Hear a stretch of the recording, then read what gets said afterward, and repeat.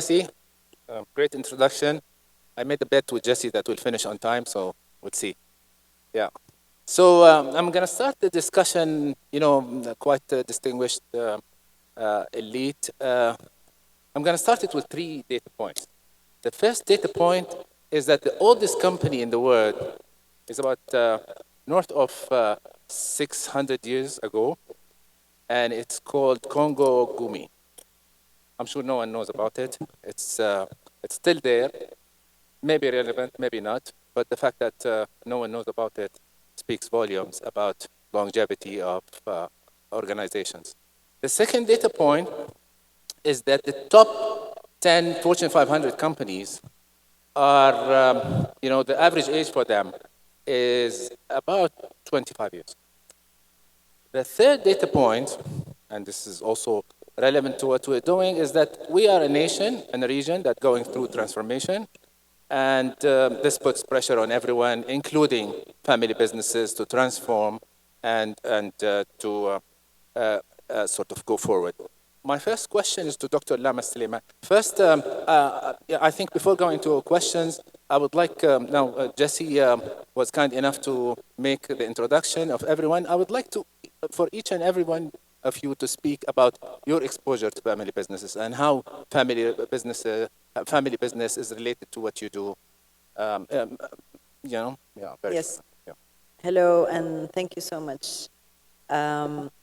My name is Lama Al Sulaiman, and I am part of a family business. So I am a second generation as well as a third generation. And I also am an investor in a family business consultancy called the Business Family House. Thank you, Khalid, for that introduction, and it's very If you can get honored. closer to the microphone, please. Hello, my name is Tirto. I came from Indonesia by the way of Silicon Valley. Thank you for having me here. It's a privilege and honor to be in Riyadh. My exposure to family business is deploying capital for them. We are multi-family office venture capitalists based in Silicon Valley. بسم الله الرحمن الرحيم والصلاة والسلام على رسول الكريم. Good afternoon. My name is Aad Al-Barak, and I am the CEO of the National Center for Family Business. This is a national center established by a royal decree with the purpose of ensuring the sustainability and prosperity for family businesses by engaging with four groups of stakeholders: family businesses, the government, advisors, as well as the broader community. Assalamu alaikum. Good afternoon, everybody. I'm Francesco Pavoni. I'm half Italian, half Saudi. Many years operating as a managing partner of an advisory firm named Accenture. I lead many of our engagements and projects in Saudi and within the region. I have collaborated and supported with family businesses in Saudi Arabia and across other markets in the GCC, experiencing the dynamics, the change, the transformation of this important part of the business life and sector of Saudi Arabia. Thank you. Good afternoon, everybody. My name is Martin Geeraerts. I'm the Group CEO of Yusuf and Ahmed Kanoo, a family business which has been active in the region for 132 years. And I've had the privilege to serve them for the last 16 years. First as a legal advisor to the businesses, and in the last 3 years as the Group CEO. And I'm happy to share some of my experiences through that journey with the family, through that phase of their life cycle. I must say I'm in awe of the expertise gathered here to my right, but also here in the room. So while I'm happy to share my own findings, I will have to deflect any difficult questions to the intellectually superior panel to my right here. Thank you so much, everyone. I mean, we have like almost 100 years between the total of you and great exposure. I think we have quite a diversity in the sense that we have the business owner, we have the CEO, we have a board member, executive, we have a sort of a lobbyist Kind of. in the business, in the family business, and we have an investor and VC expert. My first question is to Dr. Lama. As a female member of a business family, quite thriving business family, what were the challenges and the enablers when you first got into the business, representing the company internally, externally, and sideways? Thank you. So let me start by saying that in a family business, there is a family, and there is no family that does not have women in them. So you can't have a family without women, but sadly, you can have a business without women. So I was part of a family. And another thing is, in our part of the world, you will always have owners that might be women. So ownership and family, irrelevant of what it is, will always have women. Business is, on the other hand, another story. So in my situation, which I think in my generation, women of my generation, we started outside of the family. We worked in other sectors, and the plan and the mentoring was rarely to women that are going to participate. But after having proven oneself outside of the family, I think that trust then is built, and women then will start moving into the family. And this was my story. I started outside of the family for many years, and then I was invited into the family. I think what happens is the family then worries that you will make money for others more than you can make for them. But that's why they will actually invite you to come into the family. So, and I would like to say that I consider myself today an active shareholder. I want to quickly explain that shareholders are also men and women. And I want to, with everybody's discussion, I want to put something in everybody's mind, a graph of X and O. We're in a university, everybody thinks of graphs. And this graph, the X's, as you go up, this is about people that are increasing in their ability to communicate. I was showing that to you yesterday. So more communication, more coordination, people that are good with other people. And then on the Y, the further you go out, it is people that can actually have higher ability to make money. So in the bottom here, they're called the disruptors shareholder. They have absolutely no emotional intelligence, and they cannot make money, but they can always disrupt. The further you go up, you have the active shareholders. They keep the family together. They know how to communicate. They're very important, and they call them the active, but they don't make money. And then, so up here you have the intrapreneur. Intrapreneur means he's the leader. And I'm saying he, because that's what the whole world until today still says, it's the he. So he's the leader. But everybody is in consensus that he's leading. And then on the bottom, you have the people that can make money, but don't know how to communicate, and not many. And those are called the entrepreneur. And here we have the he and the she. Because a lot of women have decided to go out and make it on their own, because it's hard to be in that very patriarchal world of the business and the family. And I want everybody to think of this, because that's the base. And then the other base is the football game. You cannot play football if you don't have a team. And everybody has a role. And then you have people on the bench. And then you have players that can go play in other people's, what do you call them, فريق? Yeah, team. A team. And then when they become amazing, then the team, then you call them back to the old team, and then they cost more, and they're more effective, and they're more efficient. So this is my shorts about women. Wow. Yeah, very, very hard to follow that. Tirto, you come from the BC world, which is like quite sharp, digital, numerical, and everything. So you have a theory about old money and new money and how they actually how old money has different characteristics in the sense that you have the concept of risk taking and managing profile. So this is something that you had spoke to me a lot earlier. I would like to shed some light on.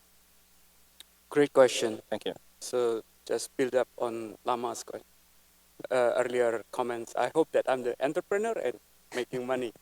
So, yeah, regarding the contrast between the old money and new money, the old money tends to preserve their wealth. They're not really into taking a lot of risks. Their appetite for risk is less. And they're very cognizant about the reputation. They want to maintain high tradition, values, culture. Overall, is reputation in the investing VC world is paramount. Whereas the new money, they sort of like go big or go home because they just acquire the wealth and they know how to make money in the previous venture, and they have a very high risk appetite. When they bid, they bet big. They also very calculated, right?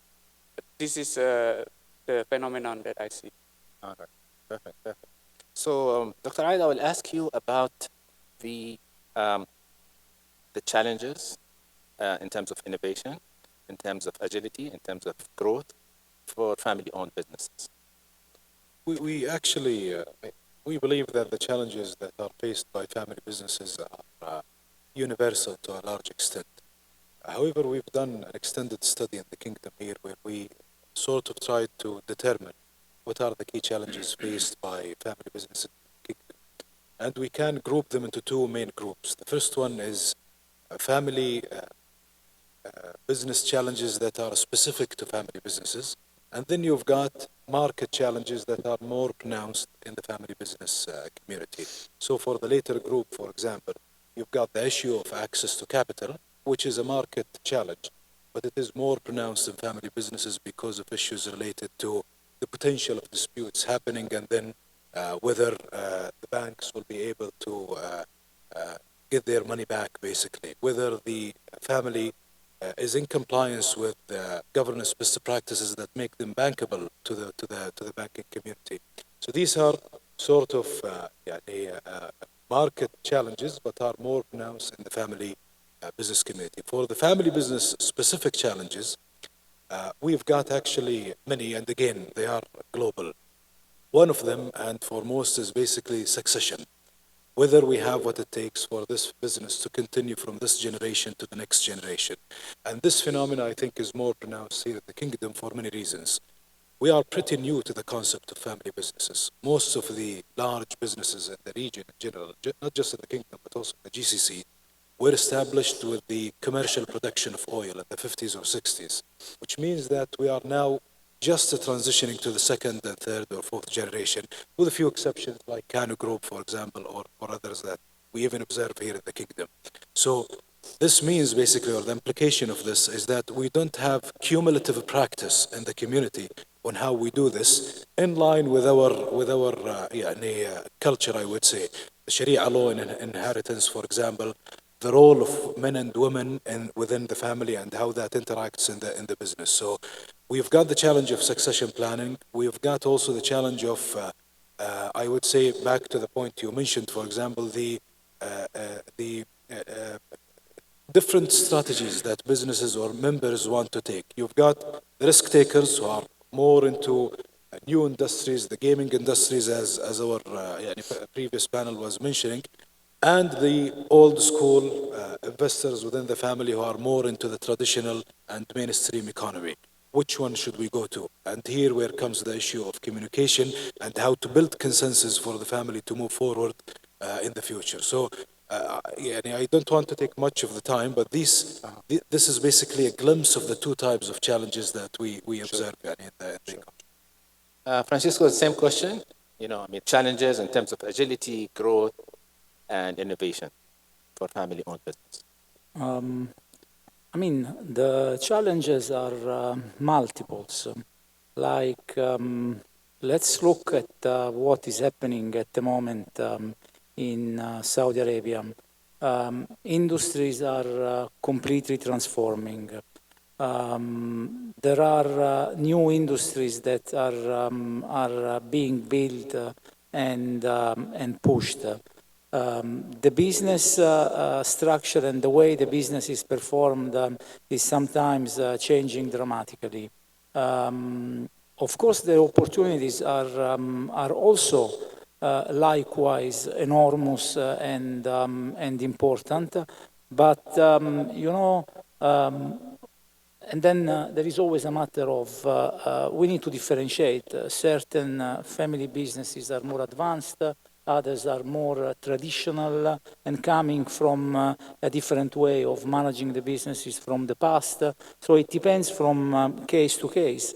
Nevertheless, there is dramatic and profound transformation. I have been taking care of family businesses in this country on specific projects and initiatives. So I'm not just speaking from a pedestal or the podium, but I have lived the difficulty of the transformation. This requires, for example, adjusting the operating model, investing and devoting energy in renewing information systems, compensation systems, finding new talents able to cope with the new market challenges. It's a very complex and structured transformation that is involving many different pieces and components. So discussion, and I'm sure we will touch upon board and governance issues as well. Sure, this is my next question. So I don't want to anticipate, but this also implies changes on the managerial philosophy. The change, changing culture and mentality, for example, separating the ownership from the management, many different things. So it's a very complicated puzzle that needs to find the right fit and design. Sure, sure. Martin, you come from a business group that has the legacy of going on for 7 generations now, and you are the CEO of this company. Speak to us about your experience handling such legacy and carrying on while managing to grow. Sure, gladly. And I must admit, for me, it's been a huge learning curve over the 16 years that I've worked with the group. And I must admit, every day I find out that actually they figured it all out before I got there. So I can't take credit for any of their successes. But what I can say is, some of the things that I've distilled from watching and learning how the family have evolved and allowed themselves to evolve over the years to keep pace with the change happening in the region, happening to the business, happening within their family, is the ability always to have respect. That one red line has always come through all the discussions I've been in with the family, with our partners, with the communities who we serve and work with. It's respect. Respect for the older generation. And I really think that that's something that's held the business together over 132 years.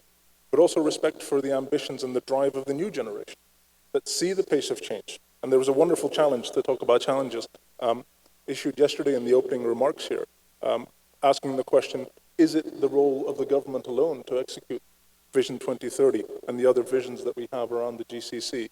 And there I can say that's a huge challenge for us as a family business. And the message that I got as the CEO from our family stakeholders was, not only do we want to, of course, see if we can ride that wave of change, but we want to contribute. There was a real sense of civic duty and pride to contribute to this fantastic change that's happening in the region and especially here in the kingdom, and what better place to speak about it than here on stage. And that goes beyond simply aiming for profit, as any business does at the end of the day, but it's really to make sure that we can contribute as a business and as a family to the fabric of society and to derive the pride that we have in that for all these years. And the difficulty there is, as a family business, I think historically we were always making sure we were succeeding slowly but surely. And the pace of change is a constant, but the pace of change and the unpredictability of change that we're seeing in the region now is something where we've really had to think long and hard as a family and as a business to how we can adapt our structures and our way of working to keep up with that pace of change. And that's really the challenge for us today. Wow. Yeah. So Wonderful, wonderful input, Martin. So every one of us has a story, has something interesting that went on through her or his career that is interesting to hear, great to learn from, but also funny. So I'm going to start with Dr. Lama, and you have to share with us something that went on, you know, that Funny. you could share. Yeah, it has to be fun. My journey is funny. This is funny. I mean, I've been thinking about a funny story. The problem is, my funny stories are actually sad, but they're funny. So I remember an era where I had to fight, or not fight, I was never a fighter. I had to, you know, push to be sitting on a board. I had to push to walk into a building because women could not join. I had a board who wanted me to meet through a television in another room and have a board meeting. So they were all funny because how I pushed and what I said and how I laughed was funny, but it was sad because, and I'm hoping that today women don't just stop at being numbers, because I hear a lot of people that say with pride, Doctora, we hired 60 women this year. I'm like, oh, great, good job. Again, they are put as women are part of society. They're not your reward. You're not an amazing person because you have hired them or they are there. So today they have been included. I can see. I am impressed, and I know that the women are going to do even better.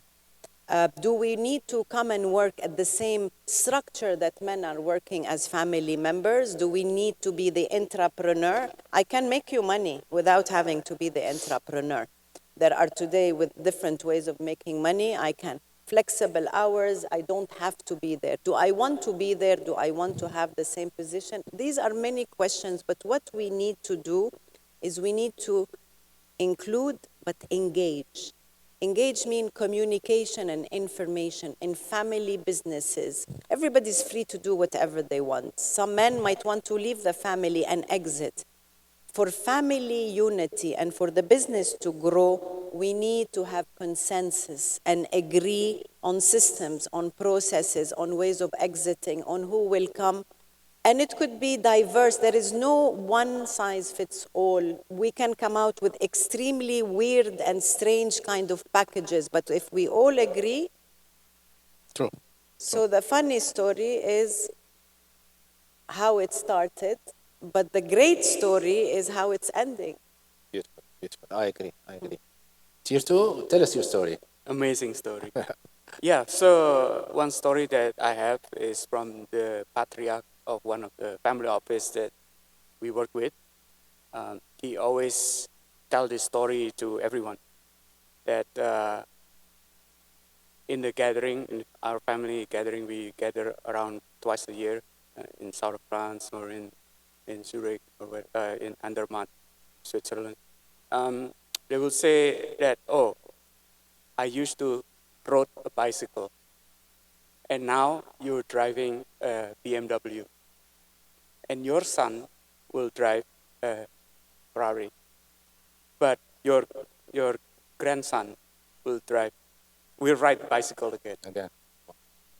So we have a saying in Asia, rice paddies to rice paddies in 3 generations, which is very true. And we ask, why is that? The answer is tough times create strong men. And then strong men create easy times. And then easy times create weak men. So what is the moral of the story? Buy your son bicycle. Yeah. Safer. Dr. Aidi, you have to follow this with something funnier. I know for a Wallah, accounting professor. it's very difficult. I told you that. Well, I'm not sure. I have something funny to share with you, but I'm quite sure that I have something interesting to share with you about the family business community in the kingdom. I think in many cases, in the kingdom and in GCC, I'm quite sure it's quite similar story. We underestimate the contribution of family businesses, not just to the economy, which is highly cited figures, but also to the broader good of the society. We are now observing that many of the big families in the kingdom, for example, over time, the main shareholders will become waqf because many of them have decided to allocate substantial shares of their businesses for the third sector and to support causes they believe that they want to support.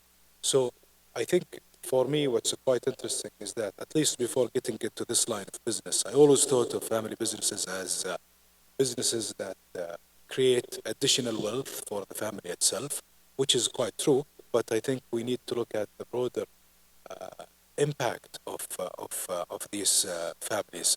If you look at a typical income statement, back to my accounting background, from the top line to the bottom line, all of this in between is basically going to the society, moving the economy and creating jobs and creating opportunities for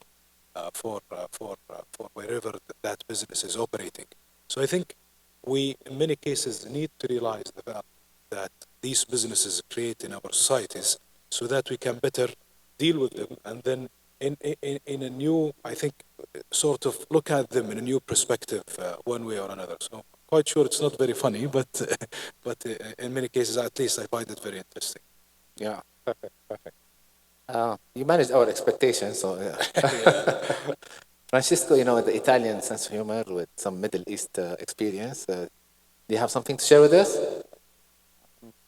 Actually, we had a conversation before joining on stage, and we figured out some stories. But right now, another one came in my mind, which I think it's much more interesting, and gives us the idea on why sometimes diplomacy is very important in managing family businesses or boards of family businesses. I remember it was around 15, 16 years ago. I was in Italy, and my father is calling me and saying, Francesco, let's go and meet with Mr. Ferrero. I'm sure each of you know what Ferrero is. I mean, chocolatier Ferrero Rocher. Okay? Ferrero Rocher, yeah, sure. So he drives me in the car, and we join Mr. Ferrero in person, and they start talking. And in the end, Ferrero is a family business because it's one guy that over the course of the years built an empire. And he's nowadays, they are nowadays a multi-billion dollar revenue generating company selling chocolate around all the world. The guy had a son and a daughter. And the two were fighting, continuously fighting. One wanted to be in charge of international, the other one global marketing and finance, controlling certain aspects of the board life, etc., etc.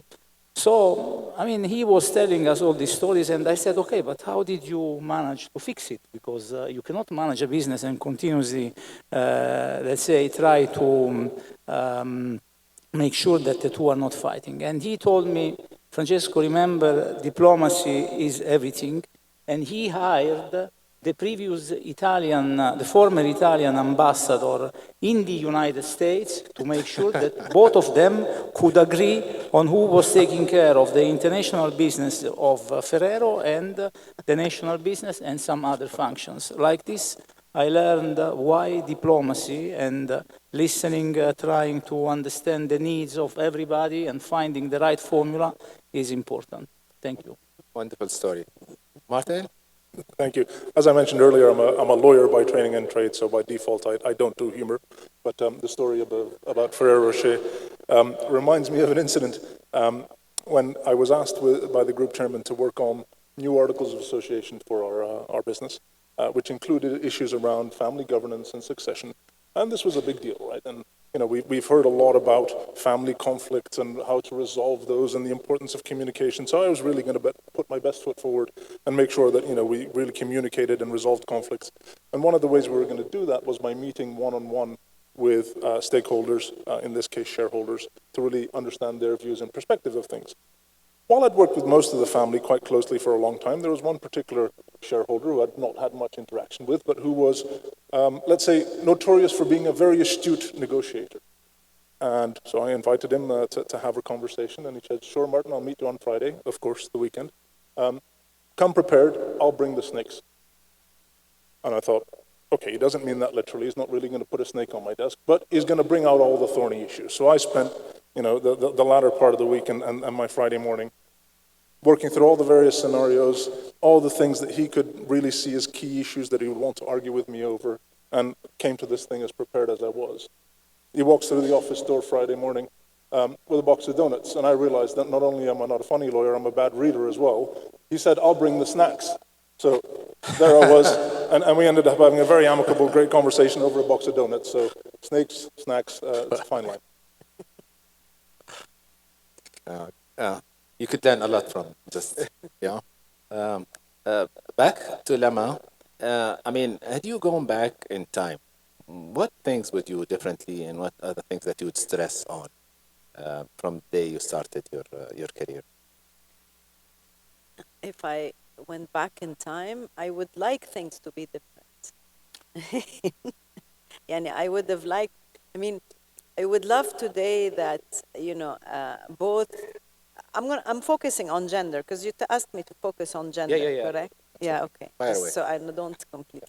Yeah, it is important that in family businesses, we forget about the unconscious bias and we start introducing our kids, boys and girls, into the business conversation from an early age.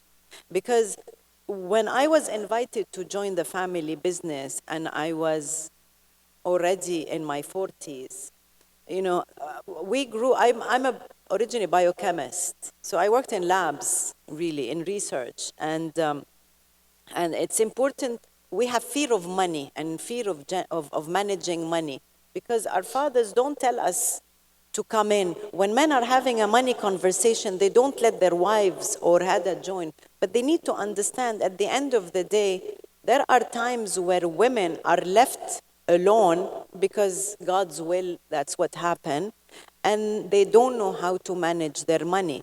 And if you're a father and you have wealth, you are making sure that at least 50% of your wealth is going to deteriorate because you did not prepare these owners and shareholders to know how to grow their wealth. So think of you, at least your own money and where it might end up, and prepare your kids.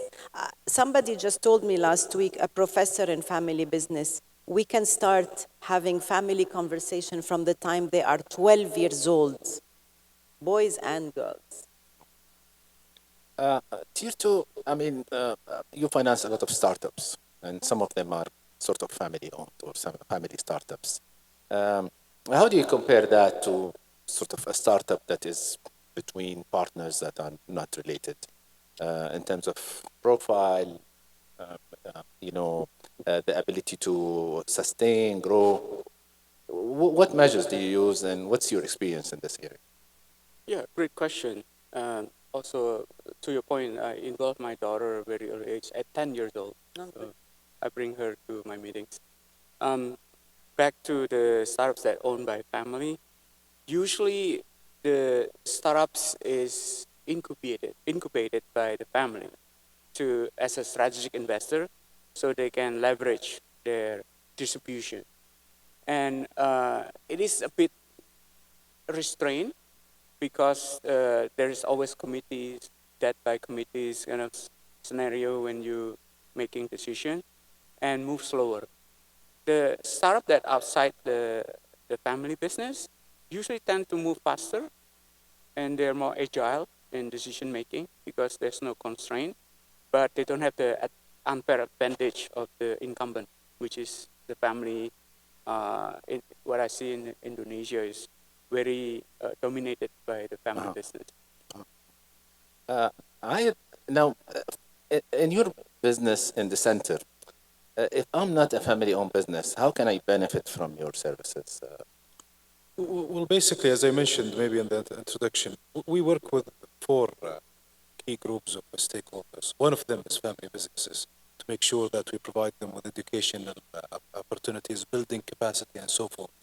But we also work closely with the government to make sure that the regulatory environment is very is set basically for the continuity and the prosperity of family businesses. For example, we worked closely with the Ministry of Commerce to make sure that the new corporate law enables you to include your family constitution in the article of association, which makes it legally binding. We also act to a large extent as a bridge between the family business community and many of the government agencies. The second group of stakeholders, which you might be also part of, is experts, advisors, and people who want to work and serve the family business community. And again, one of the key challenges we observed when we began is that we don't have sufficient expertise in the kingdom about planning and advising for family businesses, and this is a gap that we are trying to work to bridge one way or another. And for the broader community, we also want to make sure that the community sort of appreciate the contribution that family businesses deliver. This is not just good for the family business continuity and prosperity, but also for keeping up the entrepreneurial spirit within the society. Our young men and women, when they have positive idea about family businesses, hopefully all of them will want, or part of them will want to become there one way or another, an owner or a leader of a family business. And this is how we can push and benefit the society from that phenomenon.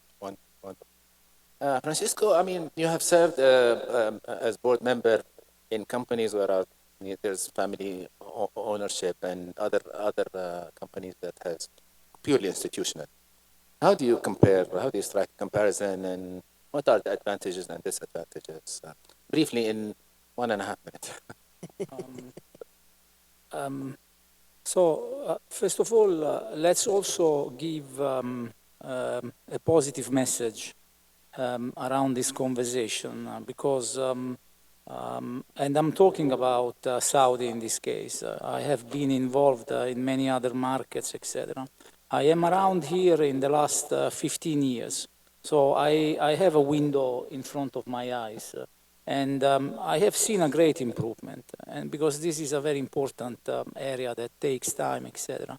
I've seen a great improvement in the way boards are functioning, are managed, and I mean, for example, the agenda, the professionality of running the meetings, the fact that the business is not mixed with other elements of the family and the family involvement. Their way of hiring external advisors, for example, or independent board member. So actually, I know in a minute it's not easy, but I want to leave a positive message saying I've seen a tremendous improvement and transformation. This needs to move forward on many different dimensions. But I think this should also be encouraged from an association or an industry perspective, because this part of the life, economical, financial of a country is really strategic for GDP growth, the contribution to employment, and many other things. Sorry, I hope I answered quickly. Martin, if you finish in 1 minute and 13 seconds, I win my bet with Jesse. So, yeah. So my question is that what are the challenges to scale a family-owned business? The key challenge, and I think here to build on what my fellow panelists here were saying, the challenges are around how to structure yourself so that you can accommodate the scale and the pace of change. And for us there, I think that the saying "structure is your friend" really has held true in the last sort of decade or more.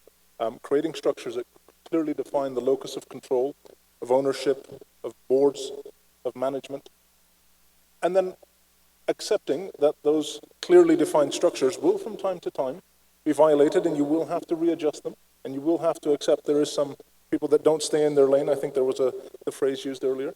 And to work with that, and to be flexible enough, and at the same time keep your eye on the end goal, which, given the time allowed, I think all family businesses in the region that I've interacted with and I had the pleasure of dealing with clearly know where they're headed and how they're going to get there. They've done this before and they'll continue doing it. Perfect. Thank you so much. So finished on time. I'll just share one funny story of mine before we take a couple of questions. So I remember back in the days when I was in banking, I had, the owner who was a great man, self-made, strong character. He passed away and he left two sons. One is educated in Harvard and the other one is educated, both PhDs. And, we had a discussion with them and we started the discussion and they started arguing. And the older brother told the younger brother, not in front of banks, we can discuss it. And the young brother, insisted on having the discussion in front of him. So they went on arguing until the old brother told the young brother, Wallahi, I will tell your mom. And so, so immediately, so that's my funny story. I think we're ready to take a couple of questions from the audience. I would insist to have students first, because they are the host of this amazing, amazing place. We have students? Hello. Sorry. My question is to Dr. Lama. Dr. Lama, you spoke before about joining your family business at a later stage. Do you have a guideline for fresh graduates and their parents that they can consider when they graduate, if they should start their career at their family business or outside? Any guidelines they should consider? I think these are the questions that I think every family needs to answer on their own. And if the family business is in operation, so you can bring them in at an early age, even before they go to university, and they can start doing like trainings in the summer, and they start learning about the family business as an operation. And then you will find that those that like it are going to continue, and those that dislike it are going to take a completely different pathway. But then you have the other kind of family business. It could be holding companies where they have diverse, or they could be just asset management companies, offices, where it's actually more investments and, money and stock, which doesn't really require them to come in early. So, but as long as the family understands that these kids will succeed one day, and before they have a succession, they need to have a harmonious communication. Still no students? Okay, we'll take this question.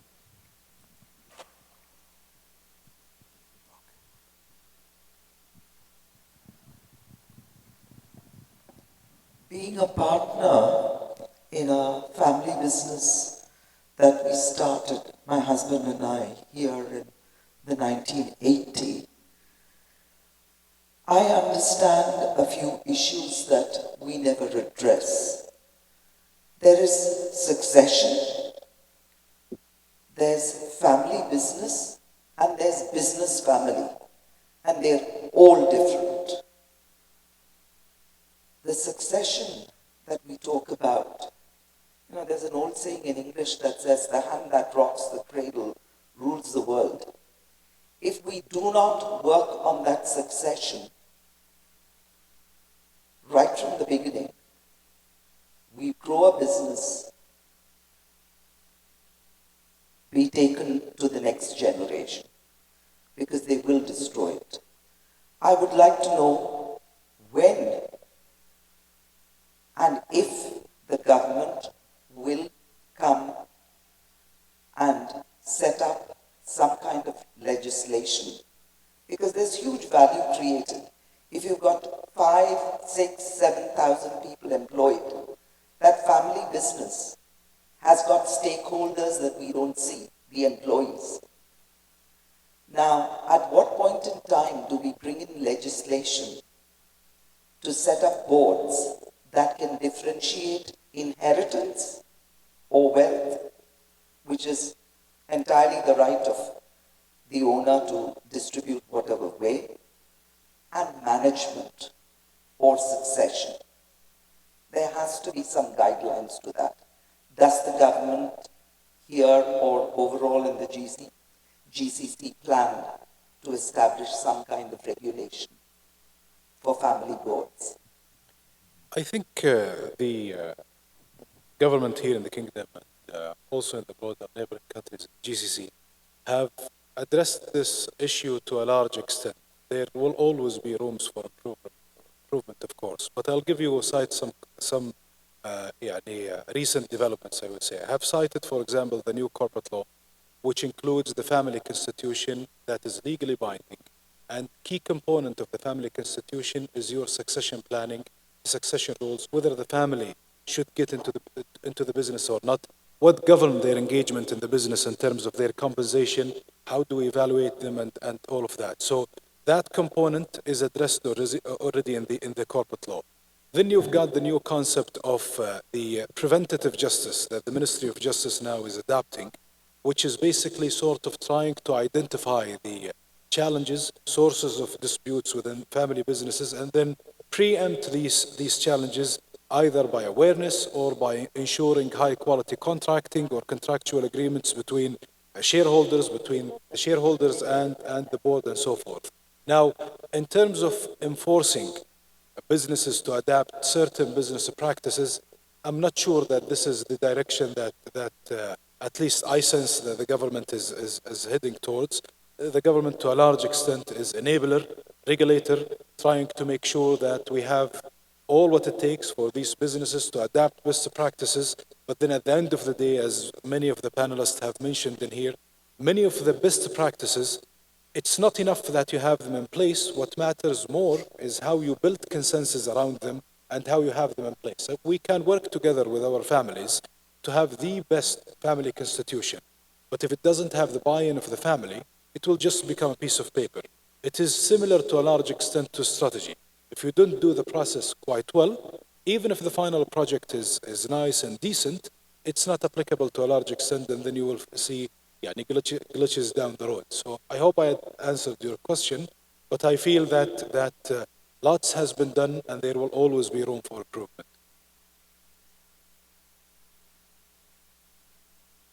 I think we're through with questions. Hi, Lama, and hi, everyone. Thank you so much for this amazing session. Lama, your story reminds me of Chef in Succession, if you watched the series. So my question for you, in family business, how to manage conflict resolution. So if you see مثلا something and this will provide a great money or profit or success for the family, but your dad sees it's مثلا no, it's not right, we will not do that. And you are the decision maker because he is an investor, okay? So what should you do? Because it's gonna be, you're gonna upset him if you did this, if you do this.